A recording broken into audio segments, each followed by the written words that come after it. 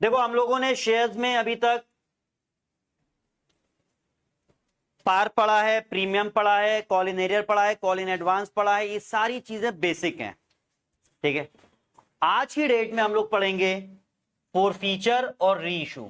तो सबसे पहले हम बात करते हैं शेयर फोरफीचर की, ठीक है। सबसे पहले जो हम टॉपिक आज डिस्कस करेंगे वो है शेयर फोरफीचर। अब देखो शेयर फोरफीचर का कॉन्सेप्ट क्या है, क्या शेयर फोरफीचर। जब कोई बंदा एरियर करता है, ठीक है, जब कोई बंदा क्या करता है, एरियर। एरियर का क्या मतलब है, कॉल्स इन एरियर का क्या मतलब होता है, जब उसने पैसा नहीं दिया। तो अगर कोई बंदा एरियर कर रहा है, वो पैसा नहीं दे रहा है, ठीक है, तो कंपनी के पास पूरा राइट है उसके शेयर को फोरफीट करने का। फोरफीट करने का मतलब कैंसल करने का। तो अगर कोई एरियर करता है, कंपनी उसके शेयर क्या कर देती है, forfeit.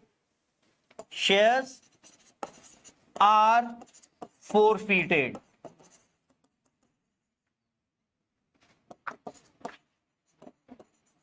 In case of calls in arrear, shares are फोरफीटेड।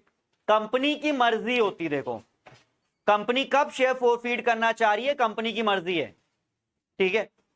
हो सकता है कंपनी आपको तुरंत आपके शेयर फोरफीट कर दे। भाई आपसे अलॉटमेंट का पैसा मांगा कि आपने नहीं दिया, कंपनी ने तुरंत फोरफीट कर दिया। हो सकता है कंपनी कहे नहीं ठीक है अलॉटमेंट रुक जाओ, फर्स्ट कॉल में हो सकता है ये बंदा दे देगा, कंपनी आपसे फर्स्ट कॉल का पैसा मांगेगी, आपने नहीं दिया तो हो सकता है आपके शेयर तब फोरफीट कर दे। या फिर कंपनी फाइनल कॉल तक वेट करेगी आपका कि फाइनल कॉल पे हो सकता है ये पैसा दे दे, और फिर भी आप पैसा ना दो तो आपके शेयर फोरफीट कर दिए जाएंगे। शेयर कब फोरफीट होंगे ये क्वेश्चन में बताया होगा, याद रखना। फोरफीट करने का क्या मतलब बोला हमने, कैंसल होना, आपसे शेयर वापस ले लेना। अब तुम लोग सब लोग बैठे हुए हो, मेरी कंपनी का शेयर है, हमने सबको बेच दिया, किसी ने 200 खरीदा, किसी ने 300 खरीदा, किसी ने 500 खरीदा, किसी ने 600 शेयर, इस तरीके से तुम लोगों ने शेयर खरीद लिया। सबने एप्लीकेशन का पैसा दे दिया, जब हमने अलॉटमेंट का पैसा मांगा सबने पे कर दिया, राफे ने नहीं दिया। हमने कहा चलो ठीक है, अच्छा अब हम चाहें तो तुरंत उनसे शेयर छीन लें, या हमने कहा नहीं रुक जाओ कोई बात नहीं, मैं भी फर्स्ट कॉल के टाइम पे दे दे। हमने फर्स्ट कॉल का पैसा मांगा, राफे ने भी नहीं पे किया और यूसुफ ने भी नहीं पे किया, तो हमने कहा ऐसा है दोनों के शेयर कैंसिल कर दो, दोनों के शेयर, अरे यहिया ठीक है, दोनों के शेयर जो है कैंसिल कर दो, ठीक। तो कंपनी क्या कर रही है, शेयर कैंसिल कर रही है, फोरफीट कर रही है। तो अब जैसे 10 रुपए का शेयर है, तो इसमें कुछ अमाउंट पेड होता है और कुछ अमाउंट क्या होता है, अनपेड होता है। भाई आपने थोड़ा तो पैसा पे किया ही किया है, कुछ नहीं तो आपने एप्लीकेशन तो पे कर ही दिया होगा। बात समझो, एप्लीकेशन तो कभी एरियर हो ही नहीं सकता है। अगर आपने कुछ भी नहीं पे किया है तो भी आप एप्लीकेशन तो पे करोगे, याद रखना, एप्लीकेशन में कभी एरियर हो ही नहीं सकता है। तो कभी भी कंपनी जब शेयर फोरफीट करती है तो कुछ अमाउंट उस बंदों का पेड होता है और कुछ अमाउंट क्या होता है, अनपेड होता है। अब फोरफीट का मतलब कंपनी शेयर उनके कर रही है कैंसल, शेयर उनसे वापस छीन लिए। तो उसने अगर उसके पास 200 शेयर थे तो उसने 1200 पे कर दिया था ना, 800 रुपए का उसने एरियर किया था, उसने 1200 दे दिया था, 800 उसने नहीं पे किया, कंपनी ने कहा इनके शेयर कैंसिल करो। तो इस 1200 रुपए का क्या, ये उसका पैसा है जो वो पे कर चुका है, क्या ये कंपनी वापस करेगी, नहीं। ये जो पेड अमाउंट होता है कंपनी इसको क्या करती है, it is credited to share forfeiture account. तो कंपनी एक अकाउंट ओपन करती है, उस अकाउंट का नाम क्या होता है, शेयर फोरफीचर। जो पैसा आपने पे कर दिया है, ये 6 रुपए आपने पे कर दिया है, तो 6 इंटू 200 1200 रुपए आपका पेड था, वो पैसा हम रख लेंगे, हम आपको वापस नहीं करेंगे। और वो पैसा हम किस अकाउंट में ट्रांसफर कर देते हैं, शेयर फोरफीचर अकाउंट में। वो पैसा हम किस अकाउंट में ट्रांसफर करेंगे, शेयर फोरफीचर में। आपने 1200 पे कर दिया था, 800 पे नहीं किया, हमने आपके शेयर कर दिए कैंसल, और जितना पेड रहता है उसको हम किस में ट्रांसफर कर देते हैं, शेयर फोरफीचर अकाउंट में, ठीक है। तो जब भी आप फोरफीड करते हो एक अकाउंट ओपन होता है, उस अकाउंट का नाम क्या है? Share forfeiture account. वो शेयर फोरफीचर अकाउंट में क्या आता है? जो पैसा हम लोग पे कर चुके थे। अब इस पैसे का हम क्या करेंगे? हाँ कृष्णा, कोई डाउट है क्या? ये तो बोला ना शेयर फोरफीचर, ठीक है। अब देखो जरा, अब ये जो पैसा इस फोरफीचर में पड़ा है, इसका कंपनी क्या करेगी? क्योंकि ये तो एक्स्ट्रा पैसा हो गया, हमने शेयर कैंसिल करके जब्त कर लिए। जब हम किसी और को शेयर देंगे ना, अब हम उससे पूरा पैसा मांग सकते हैं। तो मतलब ये मेरे पास एक्स्ट्रा रुपया हो गया। ये समझो कि हमने तुम्हें कार बेची 2 लाख की, तुमने 1.5 लाख पे किया, 50,000 पे करने से मना किया, हमने तुमसे कार वापस ले ली और वो 1.5 लाख भी हमने रख लिया। अब ये कार तो हम किसी और को बेच सकते हैं, तो जो तुम्हारा 1.5 लाख हमने रख लिया है वो तो अब हमारा हो गया, उसको हम कहीं भी यूज कर सकते हैं। कहां यूज करेंगे? तो याद रखो, ये अमाउंट कंपनी यूज करती है, this amount can be use to allow discount on reissue of the share. जो ये शेयर हमने आपसे छीने हैं, ये हम किसी और को री इशू कर सकते हैं, और नए शेयर कभी डिस्काउंट पे इशू नहीं होते हैं। ये तो पुराने शेयर है ना, कैंसल करके आपके पास आए हैं, तो इनको आप री इशू करोगे तो आप डिस्काउंट पे री इशू कर सकते हो, और वो डिस्काउंट का पैसा आपके पास कहां से आएगा? शेयर फोरफीचर का। वो डिस्काउंट का पैसा आपके पास कहां से आएगा? शेयर फोरफीचर से आएगा। तो जो शेयर फोरफीचर में आपने पैसा ट्रांसफर किया है, कौन वाला पैसा है? वो पेड वाला। जिसको आप फोरफीड कर रहे हो उसका अमाउंट पेड किसमें ट्रांसफर करते हो? शेयर फोरफीचर में। इस शेयर फोरफीचर को आप कहां यूज कर सकते हो? To allow discount on reissue of the share. ठीक है। अब एक चीज याद रखो, एक क्वेश्चन आता है मैक्सिमम परमिसिबल डिस्काउंट। तो जितना पैसा आपके शेयर फोरफीचर में पड़ा है, इसको बोला जाता है मैक्सिमम परमिसिबल डिस्काउंट।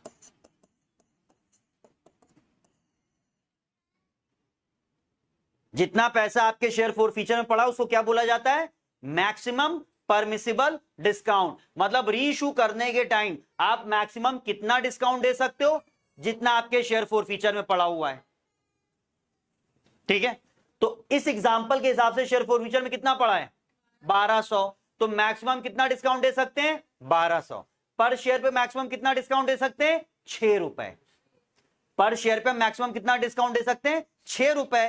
तो ओवरऑल हम डिस्काउंट कितना दे सकते हैं? 1200 रुपए।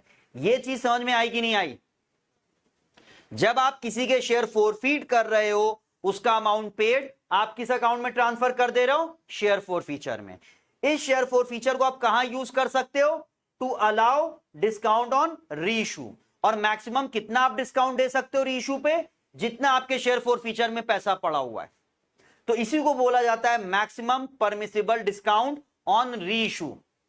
तो कभी क्वेश्चन पूछा भी जाता है कि मैक्सिमम आप कितना डिस्काउंट दे सकते हो, तो हमेशा याद रखना जितना आपके शेयर फोरफीचर में है। पर शेयर के हिसाब से मैक्सिमम डिस्काउंट कितना है? 6। ओवरऑल मैक्सिमम डिस्काउंट कितना है? 200। इन दोनों में डिफरेंस समझ रहे हो? ये पूरे शेयर, टोटल शेयर का मैक्सिमम डिस्काउंट है, ये एक शेयर का मैक्सिमम डिस्काउंट है। एक शेयर पे 6 रुपए, तो 200 शेयर पे 1200 बना है। ठीक है। ये तो 200 हमने जो एग्जांपल याद है ना, इस 200 के हिसाब से 1200 बना है। ये चीज समझ में आ गई? अब ये मैक्सिमम परमिसिबल डिस्काउंट है, मतलब कंपनी की मर्जी है। कंपनी चाहे तो 6 रुपए का डिस्काउंट दे, या तो 5 का दे दे, 4 का दे दे, 2 का दे दे, 1 का डिस्काउंट दे, या डिस्काउंट ना भी दे। भाई मैक्सिमम का मतलब है कि आप चाहो तो ना भी दो, मैक्सिमम इतना जा सकता है। हो सकता है कंपनी पूरे 6 का डिस्काउंट दे, हो सकता है कंपनी ना भी दे डिस्काउंट दे, या हो सकता है कम डिस्काउंट दे। तो जितना डिस्काउंट दे दिया वो तो ठीक है, लेकिन मान लो अगर कंपनी ने कम का डिस्काउंट दिया, 6 रुपए उसके पास है लेकिन उसने सिर्फ 4 रुपए का डिस्काउंट दिया, तो 2 रुपए बच गया ना। तो अगर शेयर फोरफीचर में कोई पैसा बच रहा है तो याद रखना amount left in share forfeiture after discount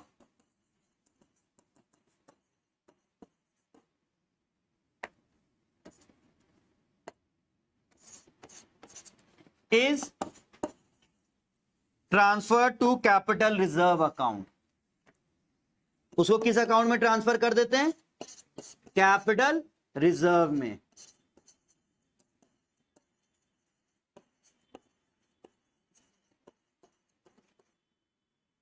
उसको किस अकाउंट में ट्रांसफर करेंगे हम लोग? कैपिटल रिजर्व में। हम लोग को पढ़नी एंट्री है, ये कॉन्सेप्ट समझना जरूरी है, क्योंकि घुमा फिरा के जब क्वेश्चन आते हैं आप आंसर तभी दे पाओगे जब आपको सारी चीजें क्लियर होंगी। आपको समझ में आना चाहिए कि शेयर फॉरफीचर में कौन सा पैसा जा रहा है, कैपिटल रिजर्व में कौन सा पैसा जा रहा है। जो शेयर रीइश्यू हो गए हैं और उसका शेयर फॉरफीचर आपने डिस्काउंट में यूज नहीं किया, वो शेयर फॉरफीचर वाला पैसा फिर आप किसमें ट्रांसफर कर दोगे? कैपिटल रिजर्व में। जल्दी कॉपी करो ये सब पूरा, तो फिर एंट्री बताते हैं। अब देखो जरा, ये तो हो गया पूरा फॉरफीचर का कॉन्सेप्ट कि ये फॉरफीचर अकाउंट में पैसा आता कहां से है, इसको आप कहां यूज कर सकते हो, और यूज करने के बाद अगर बच गया तो उसका क्या करना है। अब आते हैं एंट्री पे।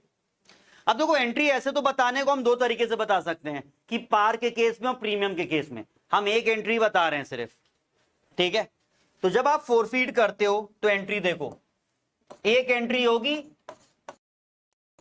Journal of forfeiture. जब भी आपको बोला जाए कि फॉरफीचर की जर्नल करो सिर्फ, तो आपको ये जर्नल करनी है। क्योंकि क्वेश्चन दो तरीके से आते हैं, एक छोटे क्वेश्चन जिसमें सिर्फ फोरफीड और रीइश्यू करना होता है, और एक बड़े क्वेश्चन जिसमें सारी एंट्री करनी होती है, एरियर भी होता है, फोरफीचर भी होता है, रीइश्यू भी होता है, ठीक है। तो ऐसा नहीं कि एग्जाम में सिर्फ बड़े क्वेश्चन आते हैं, कि सिर्फ बड़े बड़े वाले क्वेश्चन आ रहे हैं। कभी कभी छोटे छोटे वाले दो तीन क्वेश्चन आ जाते हैं कि उसमें आपको फोरफीड और रीइश्यू, तीन चार क्वेश्चन हो गए, एक क्वेश्चन के सब पार्ट हो गए तीन, सब में फोरफीड रीइश्यू, फोरफीड रीइश्यू, फोरफीड रीइश्यू। तो वो वाले भी क्वेश्चन है और बड़े वाले क्वेश्चन भी हैं। तो फोरफीचर की देखो entry,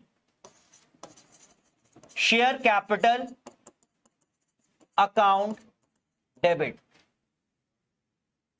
securities premium account debit. अभी लिख लो, फिर हम बताते हैं सिक्योरिटीज प्रीमियम कब आएगा और कब नहीं आएगा। टू शेयर फॉरफीचर अकाउंट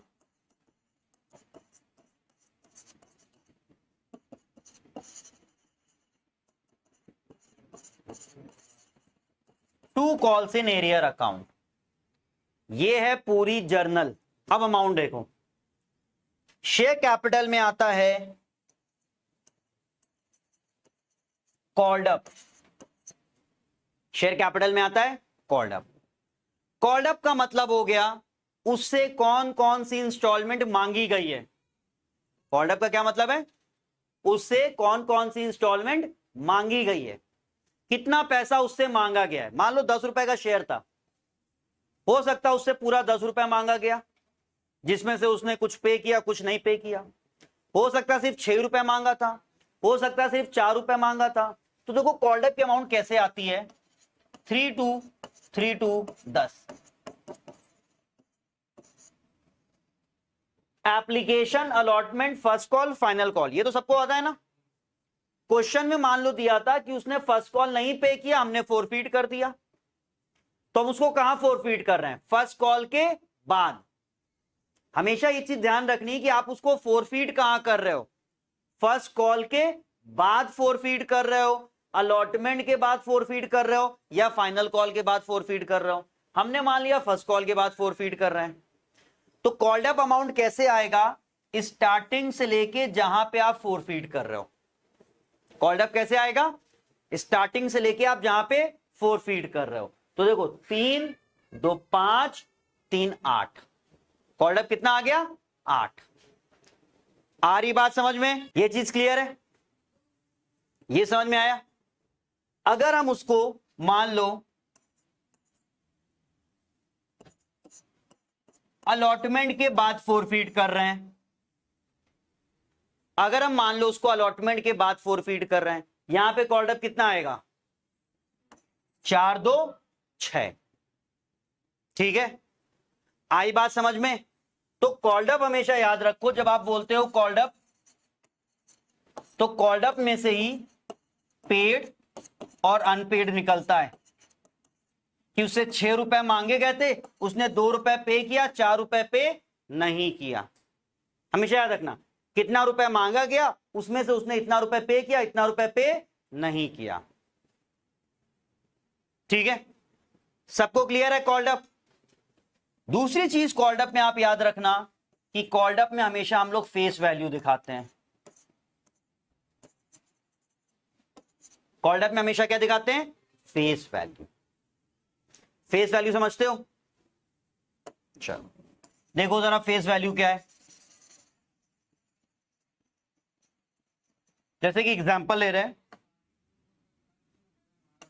3 2 3 2 10 1 2 3 4 4 6 2 6 16 ये है। उसने यहां पे एरियर किया और हमने उसको अलॉटमेंट के बाद फोरफीड कर दिया। ये एप्लीकेशन हो गया, ये अलॉटमेंट हो गया, ये फर्स्ट हो गया, ये फाइनल हो गया। ठीक है, कॉल्ड अप इसमें कितना बनेगा भाई? स्टार्टिंग से काउंट करना है तो सिर्फ अलॉटमेंट तक काउंट करेंगे, ये उसके नीचे वाला तो काउंट होना नहीं है।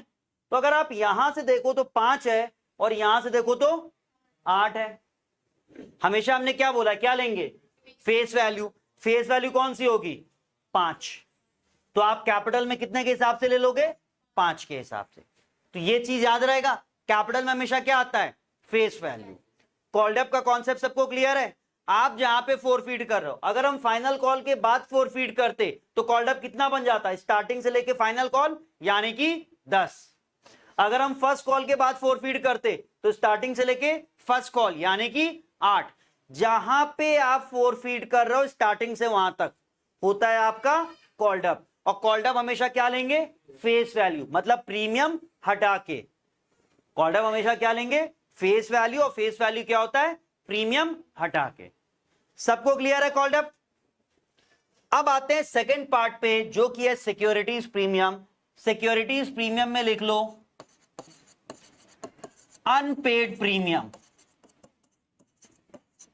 सिक्योरिटीज प्रीमियम में क्या आता है? अनपेड प्रीमियम, मतलब वो प्रीमियम जिसका पैसा पे नहीं किया गया। वो प्रीमियम जिसका पैसा पे नहीं किया गया। यहां पे कितने प्रीमियम दिख रहे हैं? 1 2 3 6 रुपए का टोटल प्रीमियम है। अब देखो जरा, फर्स्ट सेकंड थर्ड ये जो 1 रुपए का प्रीमियम है पहला वाला, ये पेड प्रीमियम है। ये क्या है? Paid premium. कैसे पता ये पेड है? क्या एप्लीकेशन में एरियर होता है? नहीं, एप्लीकेशन का पैसा हमेशा पेड रहता है। जब एप्लीकेशन का पैसा पे कर दिया तो एप्लीकेशन का प्रीमियम भी पे कर दिया। क्या बोला हमने? अब्दुल्ला, अब्दुल्ला नाम है ना? हाँ बताओ एक बार, क्या बोला हमने?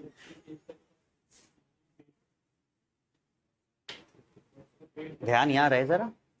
जब आपने एप्लीकेशन का पैसा पे कर दिया तो उसके साथ वाला प्रीमियम भी पे कर दिया। तो पेड प्रीमियम को हमेशा इग्नोर करना है। पेड प्रीमियम को हमेशा क्या करना है? इग्नोर। तो 1 रुपए कहीं दिखाएंगे? कहीं नहीं। 2 रुपए वाला हमारा कहलाएगा अनपेड प्रीमियम। 2 रुपए वाला क्या कहलाएगा? Unpaid premium. अब कैसे पता ये अनपेड है? भाई जब आप अलॉटमेंट में एरियर कर रहे हो, मतलब अलॉटमेंट का पैसा नहीं दे रहे हो, तो अलॉटमेंट के साथ जो प्रीमियम होगा वो भी तो नहीं दोगे ना। तो क्योंकि आपने अलॉटमेंट में एरियर किया तो अलॉटमेंट वाला प्रीमियम भी पे नहीं किया, वो अनपेड प्रीमियम है, उसको शो करेंगे। हमेशा अनपेड प्रीमियम को शो करेंगे। तो यहां पे कितना शो करेंगे सिक्योरिटीज प्रीमियम में? 2 रुपए। कितना शो करेंगे? 2 रुपए। फिर आता है फर्स्ट कॉल। ये 3 रुपए जो प्रीमियम है इसको कहते हैं अनकॉल्ड प्रीमियम। इसको क्या कहते हैं? मतलब क्या बना इसका, ये वो पैसा है जो आपसे मांगा ही नहीं गया, क्योंकि आपको तो हम अलॉटमेंट के बाद क्या कर दे रहे हैं, फोरफीट। जब हम आपको अलॉटमेंट के बाद फोरफीट कर रहे हैं, यानी कि आपसे ना हम फर्स्ट कॉल मांगेंगे ना फाइनल कॉल मांगेंगे। जब हमने आपको जनवरी में घर से निकाल दिया तो ना फरवरी का रेंट देना ना मार्च का रेंट आपसे मांगा जाएगा, मांगा जाएगा। जब आपको घर से निकाल दिया गया तो रेंट कैसे मांगा जाएगा। सेम वही चीज है कि जब आपको अलॉटमेंट के बाद आपके शेयर छीन लिए गए हैं तो आपसे बाकी की इंस्टॉलमेंट तो मांगी नहीं जाएगी। तो जब आपसे फर्स्ट कॉल नहीं मांगा जाएगा तो आपसे फर्स्ट कॉल का प्रीमियम मांगा जाएगा नहीं। ये अनकॉल्ड प्रीमियम है, इसको भी क्या करना है, इग्नोर। तो क्वेश्चन में सिक्योरिटीज प्रीमियम, इस जर्नल में सिक्योरिटीज प्रीमियम आप तभी लिखोगे जब कोई अनपेड प्रीमियम होगा। तो अगर क्वेश्चन में प्रीमियम है ही नहीं तो यहां प्रीमियम लिखने की जरूरत नहीं है। याद रखना, प्रीमियम एंट्री में तभी लिखना जब कोई अनपेड प्रीमियम हो। अगर प्रीमियम नहीं है या पेड है या अनकॉल्ड है तो यहां प्रीमियम लिखने की जरूरत नहीं है, और आपकी एंट्री सिर्फ क्या बन जाएगी, share capital debit, to share forfeiture, to call in arrear. इतना क्लियर है। फिर आते हैं शेयर फॉर फीचर पे। शेयर फॉर फीचर पे आता है पेड अमाउंट, और इसमें भी फेस वैल्यू लेंगे। इसमें क्या लेंगे, फेस वैल्यू। तो अब देखो इसमें पेड कौन सा है, ये नीचे वाला पेड है, मतलब ही नहीं है, वो तो अनकॉल्ड है। यही दोनों है जिसमें ये वाला एरिया है अलॉटमेंट वाला, एप्लीकेशन वाला पेड है। तो 3 लेंगे कि 4 लेंगे, 3। फेस वैल्यू तो क्या लेंगे, 3, ये 3 रुपए। और एरियर में आता है अनपेड, एरियर में क्या आता है, अनपेड। तो अनपेड में हमेशा मार्केट वैल्यू लेंगे। तो मार्केट वैल्यू कितनी है, 4, तो ये आ जाएगा 4। तो आप देखो 4 3 7 और 5 2 7। ये पूरी हमारी जर्नल है फोर फीचर की। क्लियर है कि नहीं सबको। इसको कॉपी करो जरा सब लोग, कर लिया सबने कॉपी, जो लोग ऑनलाइन है। अनपेड वाला फिर से बता दे कृष्णा। अनपेड वाला देखो क्या है, यहां पे देखो इसने एरियर कहां पे किया है, यहां पे एरियर किया है, तो इसका ये वाला प्रीमियम जो होगा इसे अनपेड बोला जाएगा। ठीक है कृष्णा, जहां पे एरियर है वो वाला प्रीमियम अनपेड कहलाएगा। ठीक, चलो रीइशू की एंट्री देखो फिर क्वेश्चन कराते हैं।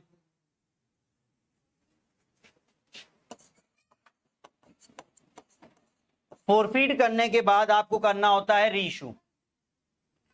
फोरफीट करने के बाद आपको क्या करना होता है, रीइशू। आप किसी और को दे देते हो शेयर, जरूरी नहीं है। क्वेश्चन में दिया है तो हम रीइशू करेंगे, क्वेश्चन में नहीं दिया तो नहीं करेंगे। आप अपनी तरफ से कभी भी रीइशू नहीं करोगे। अब रीइशू देखो पार पे भी हो सकता है, रीइशू प्रीमियम पे भी हो सकता है, और रीइशू डिस्काउंट पे भी हो सकता है। सिर्फ रीइशू डिस्काउंट पे हो सकता है, इशू नहीं हो सकता है डिस्काउंट पे। और दूसरी चीज, रीइशू का डिस्काउंट का पैसा कहां से आता है, शेयर फॉर फीचर, ये वाले शेयर फॉर फीचर से। ये जब आप फोरफीट करके यहां शेयर फॉर फीचर लिख रहे हो ना, तो ये वाले शेयर फॉर फीचर से जो आपको पैसा मिलता है वो रीइशू का डिस्काउंट का पैसा बनता है। तो अगर आपको रीइशू पे डिस्काउंट देना है तो उसका पैसा आपको कहां से मिलेगा, यहां से मिलेगा। और मैक्सिमम इस क्वेश्चन के हिसाब से अगर हम देखें, मैक्सिमम परमिसिबल डिस्काउंट की लिमिट कितनी है, 3 रुपए, जितना आपने शेयर फॉर फीचर में लिखा है। ये चीज सबको समझ में आई। तो देखो ये जो हमने डेटा लिया था, इस डेटा के हिसाब से मैक्सिमम परमिसिबल डिस्काउंट कितना हो गया, 3 रुपए। वो कौन वाला अमाउंट है, शेयर फॉर फीचर वाला। ठीक है, तो आप अगर किसी इस शेयर को जब रीइशू करोगे तो मैक्सिमम आप कितना रुपए डिस्काउंट दे सकते हो, मैक्सिमम डिस्काउंट 3 रुपए। ये हम इस एग्जाम्पल के हिसाब से बता रहे हैं, 3 रुपए फिक्स नहीं है, 3 रुपए फिक्स नहीं है। ये जो हमने एग्जाम्पल लिया था, इस एग्जाम्पल के हिसाब से बता रहे हैं, जो शेयर फॉर फीचर में है ये मैक्सिमम डिस्काउंट होएगा। अब ये शेयर है कितने का, ये शेयर है कितने का, 10 रुपए का। कितने का है, कभी भी आपसे पूछा जाए शेयर कितने का है, फेस वैल्यू बताओगे। कभी भी आपसे पूछा जाए शेयर कितने का है, क्या बताओगे, फेस वैल्यू। मार्केट वैल्यू से मतलब नहीं होता, शेयर कितने का है, 10। अब अगर आप इसे री इशू कर रहे हो, शेयर की फेस वैल्यू कितनी है 10, सॉरी 10, और मैक्सिमम डिस्काउंट कितना है 3, मतलब मिनिमम प्राइस क्या होएगा 7। मिनिमम प्राइस याद रखना, face value minus maximum discount, 10 minus 3 जो कि कितना हो गया 7। ये एक चीज याद रखना डिस्काउंट के केस में। मैक्सिमम डिस्काउंट सबको क्लियर है? मैक्सिमम डिस्काउंट सबको क्लियर है? 3 रुपए पिछले वाले एग्जांपल के हिसाब से लिया, और फेस वैल्यू 10। प्रीमियम से मतलब नहीं, मार्केट वैल्यू से मतलब नहीं है, फेस वैल्यू कितनी है 10। तो अगर आपसे पूछा जाए मिनिमम प्राइस, तो मिनिमम प्राइस कितना होगा 10 माइनस 3 7।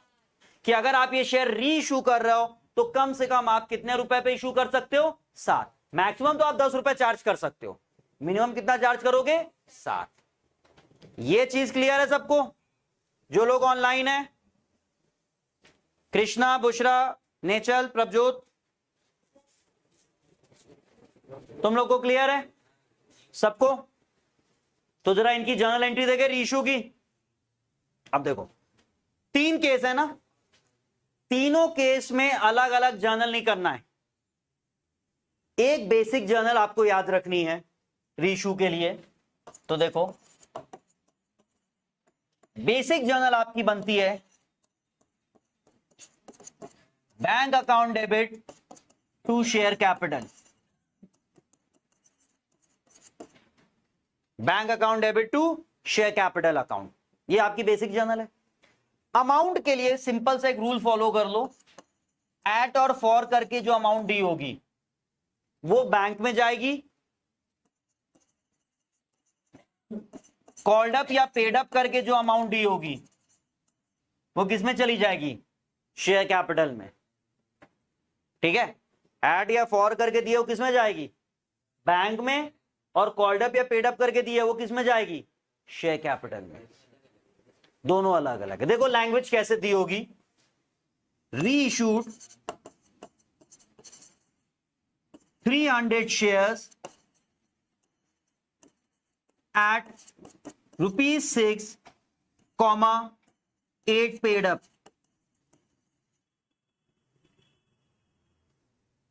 ये लैंग्वेज एक दी होगी, एग्जाम्पल के उस पर हम बता रहे हैं। अब इस लैंग्वेज का समझो मतलब क्या बनता है। शेयर है कितने का 10 रुपए का।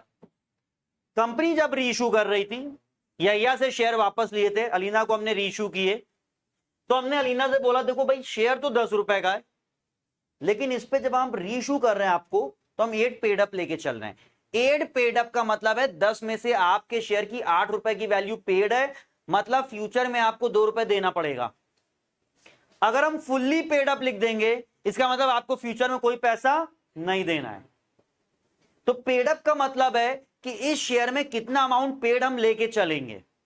तो शेयर है तो 10 रुपए का, लेकिन हम कैपिटल में अभी सिर्फ कितना ट्रांसफर कर रहे हैं 8 रुपए, विच मीन 2 रुपए आपसे बाद में मांगे जाएंगे। अब इस 6 रुपए का क्या मतलब, 8 तो आपने यहां लिख दिया, 6 रुपए का क्या मतलब है। तो हमने बोला चलो 8 पेड अप है, लेकिन हम तुमसे पूरा पैसा नहीं ले रहे हैं, हम तुमको 2 रुपए का डिस्काउंट दे दे रहे हैं, तुम हमको सिर्फ 6 रुपए दे दो। तुम हमको दोगी सिर्फ 6 रुपए, तुम हमको कितना दोगी सिर्फ 6 रुपए, लेकिन तुम्हारे शेयर का पेडअप कितना हो जाएगा 8 रुपए। 2 रुपए तुम्हारा हमने क्या कर दिया माफ, और बाकी का 2 रुपए जो है वो तुमसे हम बाद में लेंगे। इसका मतलब समझ में आया? 10 रुपए का शेयर, चलो 8 पेडअप की हो जाए, हमने यहां 9 पेडअप लिख दे रहे हैं। और बताओ 3 रुपए का डिस्काउंट तो वैसे भी दे सकते हैं ना हम लोग, 9 पेडअप। अब क्या मतलब बना, हाँ भाई क्या मतलब बना इसका, 10 में से 9 आपका पेड है, 1 रुपए आप बाद में दोगे। मतलब अभी हम फिलहाल कैपिटल में 9 रुपए ट्रांसफर कर दे रहे हैं, 1 रुपए आप बाद में दोगे। ठीक है, तो लिनन का पूरा 9 रुपए आपको दे दें। हमने कहा नहीं, एक काम करो, जाओ 3 रुपए माफ कर दिया, तो हमको सिर्फ 6 रुपए कैश दे दो। तो 9 रुपए की चीज बता के कितना रुपए कैश लिया उससे 1 रुपए, और बाकी का पैसा, तो वो जो पैसा उसको बाद में देना है वो कितना देना है 1 रुपए। 6 के हिसाब से नहीं जोड़ेंगे। हमने उसको बोला प्रेजेंट में कितना हम आपसे ले रहे हैं, 9, लेकिन 9 में भी हम आपको डिस्काउंट दे रहे हैं, ठीक है। तो ये हम पैसा कैपिटल में ट्रांसफर कर रहे हैं। अब उससे हम कैश कितना लेंगे, वो सेम भी हो सकता है, कम भी हो सकता है, ज्यादा भी हो सकता है। तो अगर हम 9 पेड अप बोल के 9 रुपए कैश ले रहे हैं तो वो क्या कहलाता है, पार। 9 पेड अप बोल के 6 रुपए लिया है तो वो क्या कहलाएगा, डिस्काउंट। और 9 पेड अप बोल के अगर हम ज्यादा रुपए ले लें तो वो क्या कहलाएगा, प्रीमियम। तो इसलिए हमने क्या बोला, एट और फॉर करके किसमें लिख दो, बैंक में। और जो ये पेड अप या कॉल्ड अप वाली अमाउंट ये हर बार दिख जाएगी, ये आप कहां लिख दो, शेयर कैपिटल में। अगर क्वेश्चन में पेड अप या कॉल्ड अप नहीं दिख रहा है तो एक चीज फॉलो करना, जितना आपने फोरफीट के टाइम शेयर कैपिटल में लिखा है ना, वही अमाउंट वहां लिख देना, ठीक है। अगर पेड अप और कॉल्ड अप ना दिया हो तो फोरफीट के टाइम जितना शेयर कैपिटल में लिखा है वही चीज यहां लिख देना दोबारा से, वरना वैसे तो दिया रहता है। अब दोनों का डिफरेंस अगर आया, ऊपर पे आया तो किस नाम से लिखोगे, शेयर फॉर फीचर, ये आपका डिस्काउंट है,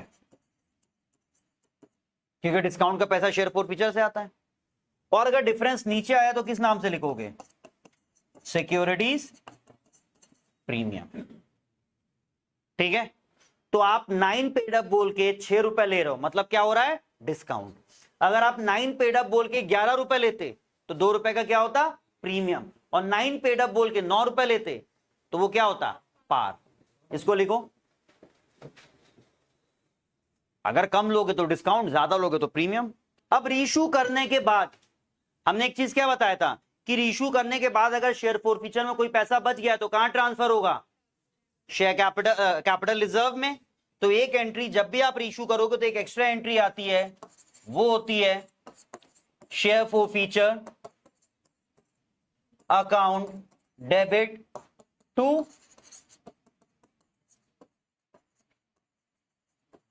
कैपिटल रिजर्व। इसके लिए एक फॉर्मूला है, फॉर्मूला क्या है, number of share reissued bracket में। अब जो ब्रैकेट में आप लिख रहे हो दो तरीके से लिख सकते हो, एक मैक्सिमम डिस्काउंट पर शेयर, कि मैक्सिमम कितना आप डिस्काउंट दे सकते थे, माइनस डिस्काउंट अलाउड पर शेयर। अब समझो जरा कि मैक्सिमम आप 6 रुपए का डिस्काउंट दे सकते थे, लेकिन आपने सिर्फ 2 रुपए डिस्काउंट दिया, तो 4 रुपए जो बच गया शेयर फॉरफीचर में, वो जितने शेयर रीइश्यू हुए हैं उनसे मल्टीप्लाई करके वो किस में चला जाएगा, कैपिटल रिजर्व में। इसी को आप डिफरेंट तरीके से लिख सकते हो, मैक्सिमम डिस्काउंट की जगह आप लिख सकते हो अमाउंट पेड पर शेयर, क्योंकि जितना अमाउंट आपने पे किया होगा उतना ही तो मैक्सिमम डिस्काउंट होता है, माइनस जितना आपने डिस्काउंट अलाउ किया है। ये शेयर फॉरफीचर क्रेडिट के नाम से आता है और ये वाला शेयर फॉरफीचर डेबिट के नाम से आता है।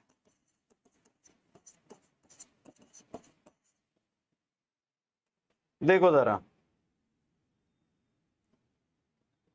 जब आपने फॉरफीड किया तो ये हो गया आपका मैक्सिमम डिस्काउंट, क्रेडिट वाला है। जब आपने रीइश्यू किया तो ये हो गया आपका डिस्काउंट, डेबिट वाला। तो वही चीज यहां पे लिखी हुई है फॉर्मूले में, मैक्सिमम डिस्काउंट यानी कि क्रेडिट वाला शेयर फॉरफीचर पर शेयर वाला, माइनस डेबिट वाला शेयर फॉरफीचर जो पर शेयर वाला है, और इसको माइनस करके जो आएगा किससे मल्टीप्लाई करना है, नंबर ऑफ शेयर रीइश्यूड से।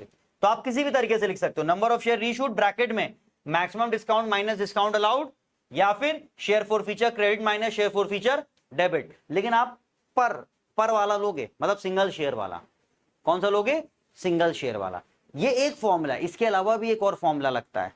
फिलहाल एक ये फॉर्मूला लिखो क्योंकि अभी यही फॉर्मूला काम आना है, इसको लिख लो।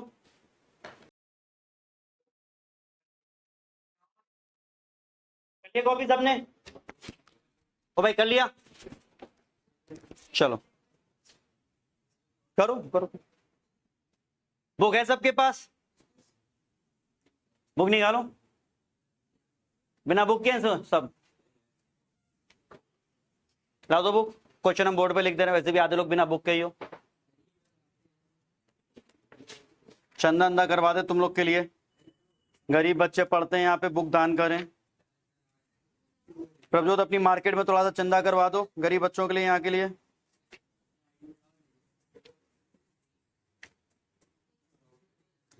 देखो एक क्वेश्चन नंबर 41 है, सॉरी 41 कह रहे हैं, क्वेश्चन नंबर 39 है। हम क्वेश्चन लिख दे रहे हैं, मेन पार्ट लिख रहे हैं, पूरा क्वेश्चन ही लिख रहे हैं। Alpha Limited issued 20,000 equity shares of ₹10 each, payable 2 on application, 3 on allotment, 3 on first call, 2 on final call. Alpha Limited heading पड़ी है forfeiture of share which were issued at total 20,000 shares हैं। Ganesh was allotted 100 shares। Ganesh कोई बंदा है जिसके पास 100 shares थे। अब अलग अलग केस में एंट्री कह रहा है करने को। पहला केस क्या कह रहा है कि fail to pay allotment and his shares were forfeited. उसने अलॉटमेंट का पैसा नहीं दिया, उसके शेयर फोरफीट कर दिए गए। यहां हमें सारी जर्नल नहीं करनी है, सिर्फ बोला गया pass necessary journal entry relating to forfeiture, सिर्फ फोरफीचर की एंट्री करनी है। तो देखो केस 1, क्या सिक्योरिटीज प्रीमियम यहां लिखेंगे? जब क्वेश्चन में है ही नहीं तो लिखने की जरूरत नहीं है। Share capital debit to share forfeiture to calls in arrear. और एक चीज सुन लो, जब हम क्वेश्चन करते हैं ये सब वर्किंग बना के करते हैं, तो तुम लोग भी जरा क्वेश्चन करो तो सब वर्किंग बना के करोगे, ठीक है?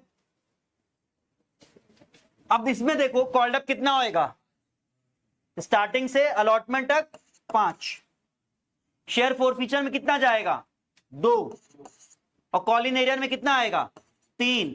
कितने शेयर हैं 100 शेयर, मल्टीप्लाई करो 500, 200 और 300। ये समझ में आए सबको? किसी को इसमें कोई प्रॉब्लम है?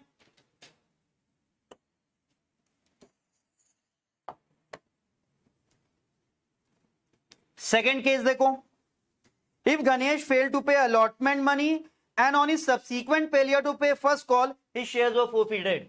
यानी कि वही 3-2 ही fail to pay allotment money and on his subsequent failure to pay first call, मतलब उसने अलॉटमेंट नहीं पे किया और वो फर्स्ट कॉल नहीं दे पाया, इसलिए उसके शेयर फोरफीट कर दिए गए। तो यहां पे देखो entry, share capital debit to share forfeiture to calls in arrear. 100 share ही तो है उसके पास, 200 शेयर नहीं हो गए हैं। ये आपने 2 बार लिखा है बताने के लिए कि 2 जगह एरियर किया है। नंबर ऑफ शेयर कितने रहेंगे 100। कॉल्ड अप अब की बार कितना है 8, पेड कितना है 2, अनपेड कितना है 6। तो जो पेड होगा 2 रुपए शेयर फोरफीचर में, जो अनपेड होगा 6 रुपए कॉल्स इन एरियर में, called up total share capital में। सबको 100 से मल्टीप्लाई किया, 800, 200, 600। समझ में आया या नहीं? आ रहा समझ में? देखो जब आप नॉर्मल एक फुल क्वेश्चन करोगे ना, जिसमें एप्लीकेशन अलॉटमेंट सब करना होगा, तो मान लो ये वाला क्वेश्चन अगर आप कर रहे हो, तो पहले आप एप्लीकेशन की रिसीव और ड्यू करोगे, अलॉटमेंट की ड्यू और रिसीव करोगे, रिसीव में एरियर दिखाओगे, फर्स्ट कॉल की ड्यू और रिसीव करोगे, रिसीव में एरियर दिखाओगे, और फिर फर्स्ट कॉल के बाद आप फोरफीड करोगे। वही चीज यहां पे पहले एप्लीकेशन का रिसीव और ड्यू करोगे, और फिर अलॉटमेंट में ड्यू करोगे, रिसीव करोगे, रिसीव में एरियर दिखा दोगे, और फिर उसके बाद किसकी एंट्री करोगे फोरफीचर वाली, ये एंट्री। आ रही है बात समझ में? केस 3 इसका हो जाएगा। केस 3 क्या कह रहा है, fail to pay first call, failed to pay first call and on his subsequent failure to pay final call। मतलब यहां एक जगह एरियर किया है, तो अभी कॉल्ड अप कितना हो जाएगा 10, पेड कितना कहलाएगा 5, और अनपेड कितना कहलाएगा 5। तो शेयर कैपिटल डेबिट करके 10 रुपए का called up, 2 share for feature करके पेड, और 2 कॉल्स इन एरियर करके अनपेड। वही 100 शेयर्स, भले ही 2 बार लिखे 200 ना कर देना, सेम पर्सन है ये। ठीक है, सबको क्लियर है? आगे क्वेश्चन बुक के ट्राई करना, नेक्स्ट क्लास में और इसके वैरायटी ऑफ क्वेश्चन कराएंगे, तो इसको कॉपी करो और आज के लिए इसको इतना ही रखते हैं।